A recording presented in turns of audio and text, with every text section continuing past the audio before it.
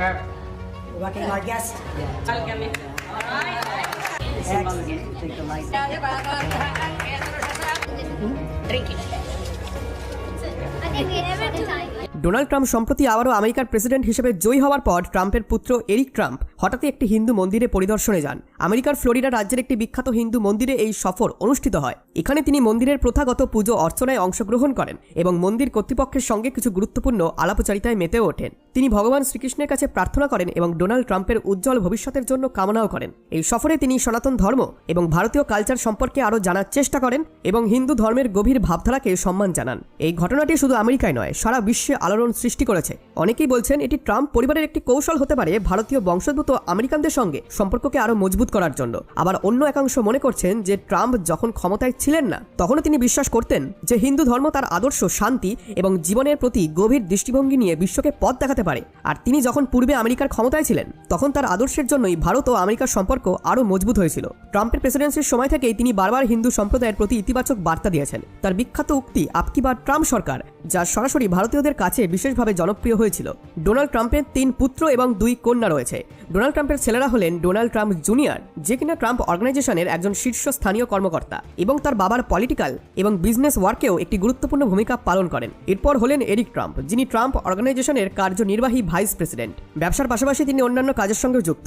এরপর হলেন Baron Trump, ট্রাম্পের সবথেকে কনিষ্ঠ পুত্র, যিনি বর্তমানে শিক্ষায় মনোনিবেশ করছেন। তার বয়স মাত্র 18 বছর। ডোনাল্ড ট্রাম্প এবং তার মন্ত্রিসভার সদস্যরা প্রায়ই বিরোধী দল ডেমোক্র্যাটদের সমালোচনা করে থাকেন। তাদের মতে ডেমোক্র্যাটরা দেশের অর্থনীতি, নিরাপত্তা এবং পররাষ্ট্র নীতিতে ব্যর্থ হয়েছে। ট্রাম্পের দাবি ডেমোক্র্যাটদের নীতির কারণে আমেরিকাতে দাম বেড়েছে এবং সেখানে অনেক জব কমে গেছে। তিনি আরও উল্লেখ করেন যে ডেমোক্র্যাটদের সীমান্ত নীতি দেশের নিরাপত্তাকে আরও ডেঞ্জারাস করে তুলেছে। পররাষ্ট্র নীতিতে ট্রাম্প ডাইরেক্ট অপোজিশনদের দোষারোপ করেছে। তিনি বলেছেন ডেমোক্র্যাটরা আন্তর্জাতিক ক্ষেত্রে যুক্তরাষ্ট্রের অবস্থানকে দুর্বল করে দিয়েছে। আর তার মন্ত্রিসভার সদস্যরাও এই সমালোচনায় সুর মিলিয়ে ডেমোক্র্যাটদের নীতির বিরুদ্ধে কথা বলেন। আর হিন্দু সম্প্রদায়ের প্রতি ট্রাম্প প্রশাসনের সমর্থনও উল্লেখযোগ্য।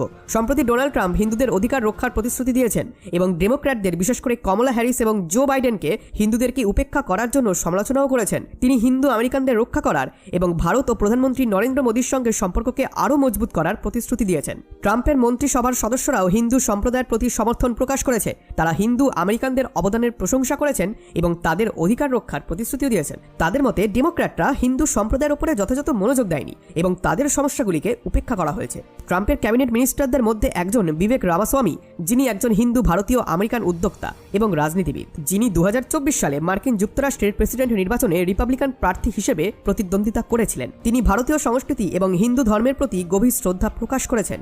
রামাস্বামী উল্লেখ করেছেন যে তার বাবা মা ভারতের কেরালা থেকে আমেরিকাতে এসেছেন এবং তিনি নিজে হিন্দু ধর্মের অনুসারী। তার মতে হিন্দু ধর্মের মূল্যবোধকে তিনি রিয়েল লাইফে অ্যাপ্লাইও করেন এবং এরপরেই তার জীবনে অভূতপূর্ণ পরিবর্তন ঘটেছে। Yeah, my parents were also from Tamil Nadu. Oh, were they? Yeah, Oh, from that's Vellore, good. yeah. From Vellore? Yeah. Nanaga nan tamar patient. Tamil Telugu. Yeah, good. Tamil Telugu. Kandipa Yeah. talaga raru. More palakata mo ba? Good to see you, man. Thank you. Yes, Thank you. yeah. Bharat সম্পর্কে রামাস্বামী বলেছেন যে তিনি America ও ভারতের মধ্যে সম্পর্ককে আরও মজবুত করতে চান। তিনি মনে করেন এই 2 দেশের মধ্যে অর্থনৈতিক ও সামরিক সহযোগিতা বৃদ্ধি করা উচিত। তার মতে ভারত একটি গুরুত্বপূর্ণ মিত্র দেশ এবং এশিয়ায় চীনের প্রভাব মোকাবিলায় ভারতের গুরুত্বপূর্ণ ভূমিকা রয়েছে। হিন্দু মন্দির এবং ধর্মীয় স্থাপনা সম্পর্কে রামাস্বামী সরাসরি কোনো মন্তব্য করেননি, কিন্তু তার বক্তব্যে তিনি প্রায়ই হিন্দু ধর্মের নীতিমালা এবং দর্শনের উল্লেখ করেছেন। এটিও আপনাদের জেনে রাখা প্রয়োজন যে রামাস্বামী তার প্রচারে ভারতীয় আমেরিকান সম্প্রদায়ের সমর্থন অর্জনের জন্য বিভিন্ন উদ্যোগও গ্রহণ করেছেন। তিনি বিভিন্ন ভারতীয় উৎসব ও অনুষ্ঠানে অংশগ্রহণও করেছেন এবং হিন্দু সম্প্রদায়ের নেতাদের সঙ্গে সাক্ষাৎও করেছেন। এবার এনাকে দেখুন, ইনি হচ্ছেন আমেরিকার নতুন ভাইস প্রেসিডেন্ট জেডি ভান্স। এনার কথা আমি আগের অনেক ভিডিওতেও উল্লেখ করেছিলাম, কিন্তু তার জীবনটা কিভাবে শুরু হলো সেটি আজকে আপনি প্রথমবার শুনবেন এবং শুনলে আপনি চমকে যাবেন। জেডি ভ্যান্সের জীবনটা একটি গল্পের মতো। ওহাইওর ছোট্ট শহরে বড় হওয়া জেডি একটা কঠিন সময় পার করে এসেছিলেন। পরিবারে আর্থিক অনটন এবং মায়ের মাদকাসক্তি, এই সব কিছু মিলিয়ে তার জীবনটা ছিল খুব চ্যালেঞ্জিং। কিন্তু জেডির জীবনে আসল পরিবর্তনটা তখন আসে যখন স্কুলে পড়ার সময় তার পরিচয় হয় উষা চিলুকুরি ভান্সের সঙ্গে। উষা একজন ভারতীয় আমেরিকান আইনজীবী, যিনি একজন হিন্দু। এরপর তাদের সম্পর্ক এবং পরে তাদের বিবাহিত জীবন জেডিকে শুধু ভালো স্বামী নয়, একজন উন্নত মানুষ হতে শিখিয়েছে। উষা সবসময় তাকে সনাতন ধর্মের দর্শনের কথা বলতেন আর জেডি ভ্যান্স তো কনফারেন্সেও অনেকবার বলেছেন যে উষার থেকে আমি অনেক কিছু শিখেছি, যে কিভাবে ধৈর্য ধরতে হয় এবং কিভাবে জীবনের গভীর দিকগুলিকে সম্মান করতে হয়। উষার প্রভাব আমাকে একজন দায়িত্বশীল পিতা এবং পরিবারের প্রতি আরও নিবেদিত করতে সাহায্য করেছে। আর উষার সনাতন ধর্মের প্রতি বিশ্বাস এবং হিন্দু জীবন দর্শনের গভীরতা জেডির জীবনে একটি ভারসাম্য এনেছে। জেডি নিজেই আরও বলেছেন যে উষা আমার জীবন বদলে দিয়েছে, ও শুধু আমার স্ত্রী নয়, আমার জীবনের দিশারি। তাদের এই সম্পর্ক শুধু দুটি মানুষের নয়, বরং দুটি সংস্কৃতি এবং দুটি ধর্মের মিলনের এক অনন্য উদাহরণ। কিন্তু ট্রাম্প সরকারের 2.0 ক্যাবিনেটে শুধু জেডি ভ্যান্সই নন, বরং বিবেক রামাস্বামী, কাশ্যপ প্রমোদ যিনি কাশ প্যাটেল নামেও পরিচিত, তারপর ববি জিন্দাল এবং তুলসী গ্যাবার্ড রয়েছেন। এনারা প্রত্যেকেই হিন্দু সংস্কৃতি এবং ধর্মের সমর্থক। ট্রাম্প প্রশাসনে তাদের ভূমিকা অত্যন্ত গুরুত্বপূর্ণ এবং এই নেতৃত্বই ট্রাম্প সরকারের একটি নতুন দৃষ্টিভঙ্গি তৈরি করেছে। এই কারণেই ট্রাম্পের হিন্দু ফ্রেন্ডলি ইমেজ সোশ্যাল মিডিয়াতে অত্যন্ত ভাইরাল হয়েছে।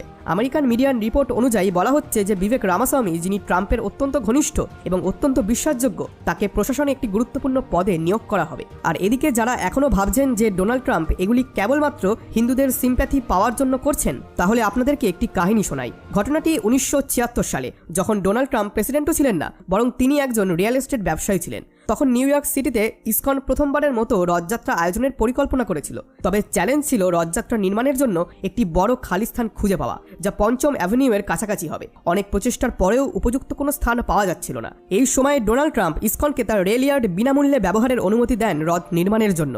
এমনকি তিনি এটিও বলেন যে আপনারা আমার জায়গায় আপনাদের রথযাত্রা আয়োজন করুন, যা সামগ্রী লাগবে আমি দেবো। এই সহায়তার ফলে ইসকন সফলভাবে রথযাত্রা আয়োজন করতে সক্ষম হয়। বন্ধুরা, ডোনাল্ড ট্রাম্পের নতুন প্রশাসন শুধু আমেরিকার রাজনীতির চিত্রই বদলে দিচ্ছে না, বরং বৈচিত্র্য এবং সংস্কৃতির প্রতি সম্মান প্রদর্শনের একটি নতুন অধ্যায় রচনা করছে।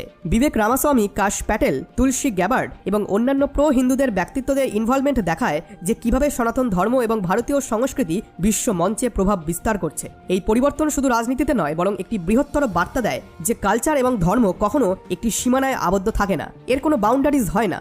এখন এমন সময় আমাদের মনে এই প্রশ্ন উঠতেই পারে যে এই নতুন নেতৃত্ব কি শুধুমাত্র আমেরিকার ভবিষ্যৎকে গড়ে তুলবে, নাকি বিশ্বজুড়ে একটি নতুন ঐক্যের বার্তা ছড়িয়ে দেবে? আপনার কি মনে হয়? মন্তব্যে অবশ্যই জানান। এই ভিডিওটি লাইক করুন, শেয়ার করুন এবং আমাদের চ্যানেল সাবস্ক্রাইব করতে ভুলবেন না, কারণ আমরা এমনই ইন্টারেস্টিং ভিডিও আপনাদের জন্য নিয়ে আসি।